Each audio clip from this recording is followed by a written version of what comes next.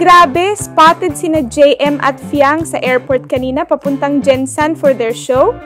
Tawang-tawa ako kasi si Fiang super clingy kay JM. Alam mo, yung tipong kahit saan sila magpunta, hindi talaga magkalayo. Ang cute lang.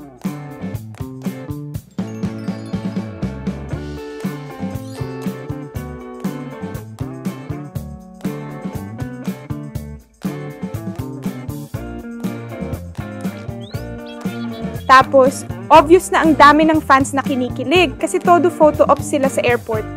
Hindi talaga pwedeng hindi makuha ang moment. Haha!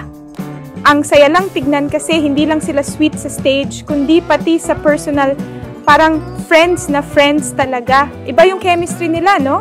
Hindi mo na kailangan pang maghula kung anong meron sila, kitang-kita sa mga actions nila.